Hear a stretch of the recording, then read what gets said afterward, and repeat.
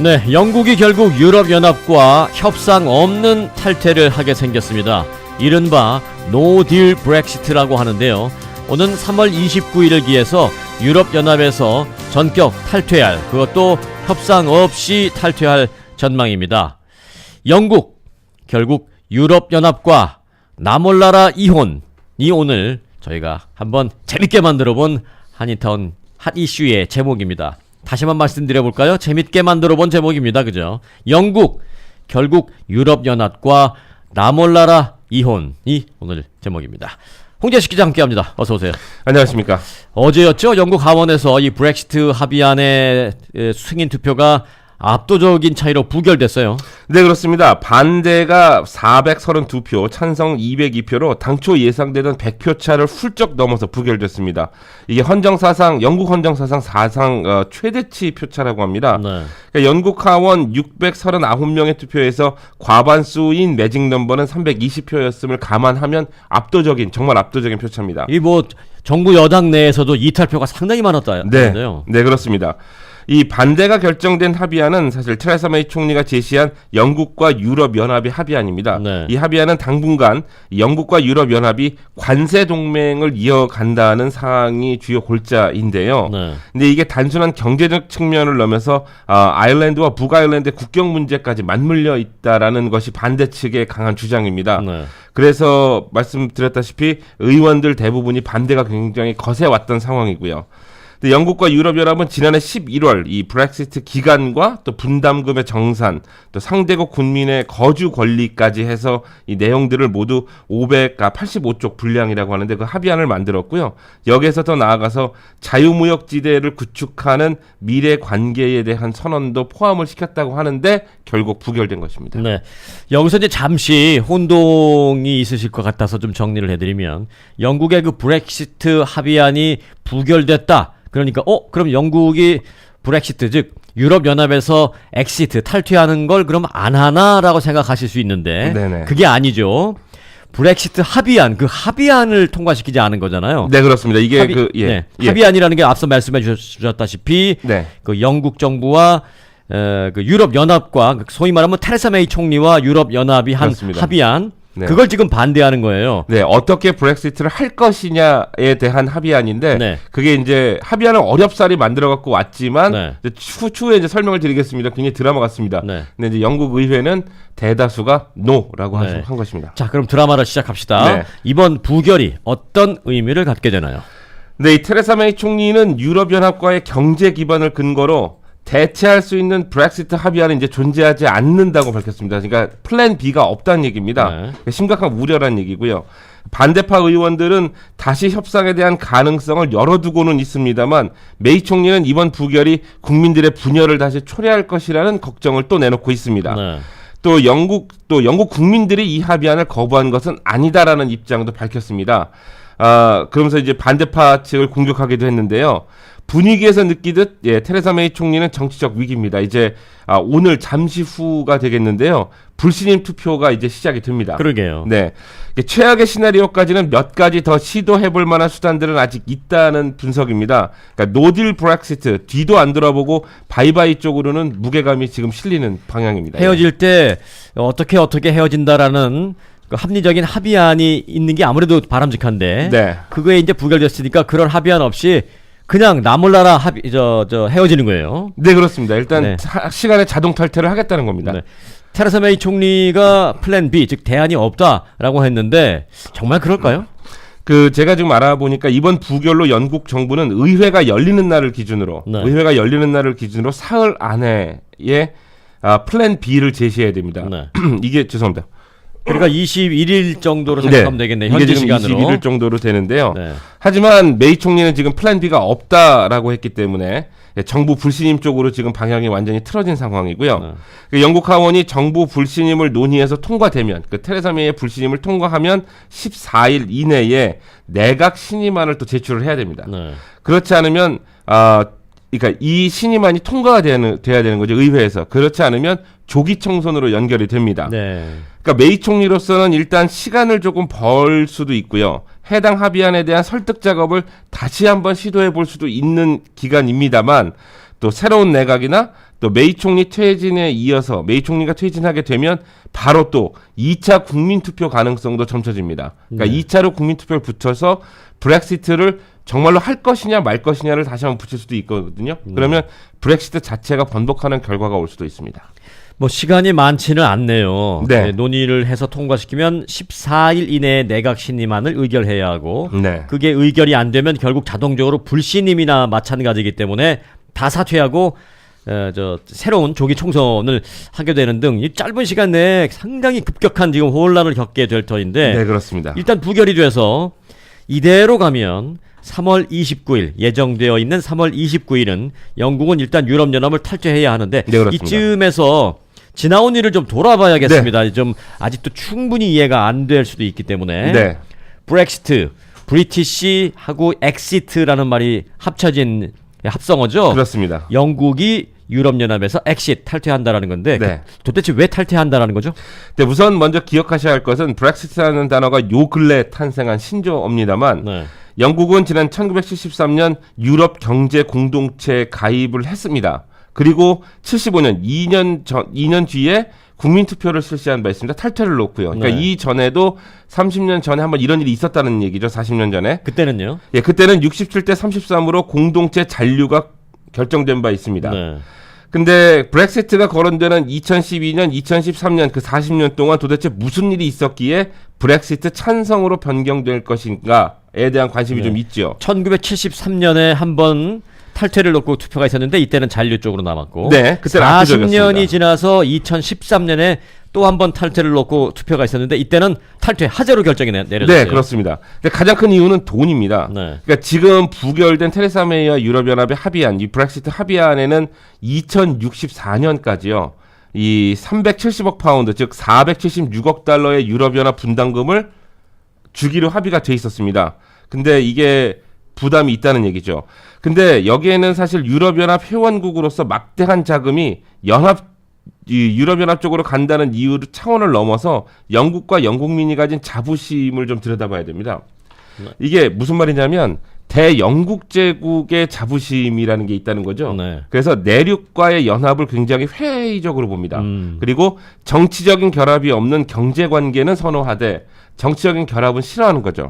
사실 영국이 섬나라이잖아요. 사실은. 네, 그렇습니다. 그렇지만 영국은 이거 일본이 갖는 섬나라에 대한 이미지와는 다르죠. 다르죠. 네, 우리는 대륙이 아닌 뭐 우리 섬 하나로 우리가 영국이긴 하지만 네. 그 대륙인 너희들 유럽 다 나라 합쳐봐야 우리보다도 못해 이런 자부심이 있어요. 네, 그렇습니다. 실제로 유럽 연합에서 영국이 빠져나가면 이건 엄청난 충격이고 네. 그래서 여러 가지 이제 자부심도 있고 하는데 그럼에도 불구하고 이제 그렇기 때문에 네. 우리는 너희들하고 같이 안 해도 충분히 먹고 살 수 있어. 오히려 너희들하고 함께 하니까 더 불리한 게 많아. 뭐 네. 이런 생각을 할 수 있는 거죠. 네, 그래서 2016년 브렉시트 투표는 찬성표가 51대 9로 반대표하고 거의 엇비슷했습니다. 그러니까 네. 절반 수준인데요. 네.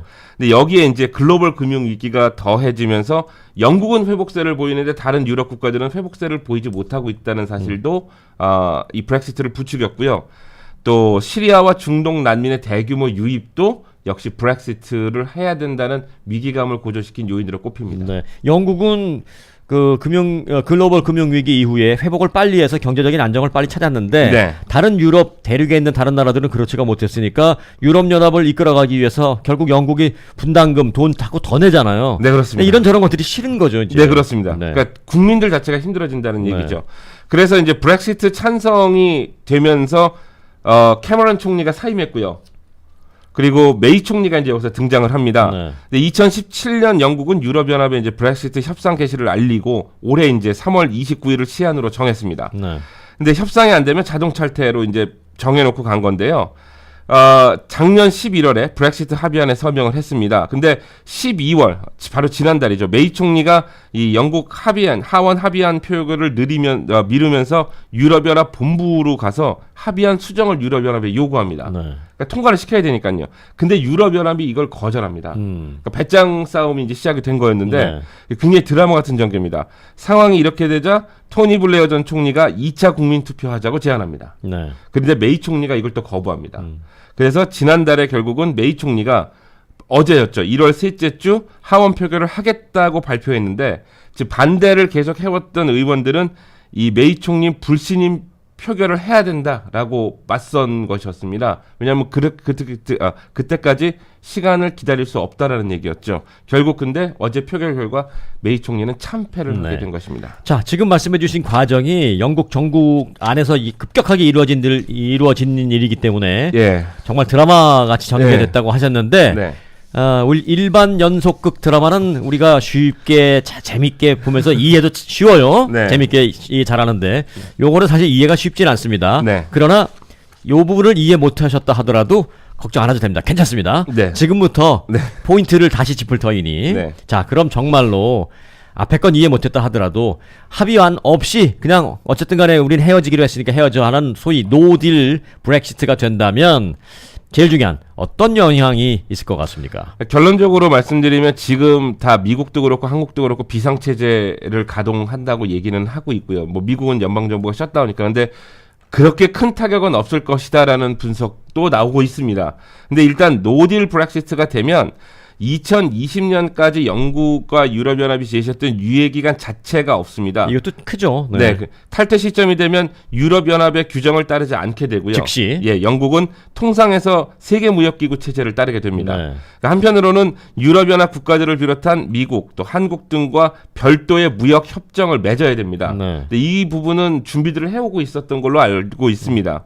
근데 새롭게 적용되는 무역 절차이기 때문에 유럽으로부터 네. 또 유럽 지역으로의 수출입은 물론 영국의 국가 보안까지 혼란은 불가피할 전망입니다. 영국은. 네. 근데 미국의 경우 트럼프 대통령은 메이 총리의 이 브렉시트 합의안을 지난해부터 맹비난하고 있는 상황입니다. 이 합의안 때문에 미국과 영국의 무역 거래가 죽을 것이다라고 엄포까지 놓은 바 있습니다. 네. 그리고 미국뿐 아니라 한국도 역시 노딜 브렉시트가 진행되는 최악의 경우 모든 영국산 제품 가격이 일제히 상승할 것이다라는 우려를 내놓고 있습니다. 뭐 관세 때문인데요. 미국과 한국은 약간 다른 면도 있네요. 트럼프 대통령은 이 메이 총리의 브렉시트 합의안에 대해서 비난을 했어요. 네네, 그렇습니다. 저런 합의안이 있는 것보다는 그냥 없는 게 낫다라는 것이고, 네네. 한국의 경우에는 노딜 브렉시트가 진행되면 영국산 제품 가격의 상승을 좀 우려할 수 있는데, 네. 이것도 이제 앞서 말씀해 주셨다시피 노딜이지만 추후 한국과 영국이 별도로 딜을 하면, 그렇습니다. 개별적인 딜을 하면 그렇습니다. 해결할 수 있는 거예요. 그렇습니다. 당장에 이제 우려되는 부분이긴 하고요. 그리고 네. 메이 총리도 지난달에 트럼프 대통령과 만나서 브렉시트가 어느 정도 마무리되면 그때 무역 협정을 다시 이제 그 FTA를 준비하겠다라고 밝힌 바 있습니다만, 이게 관세 문제가 좀 걸려 있어서 좀 초미의 관심사긴 합니다.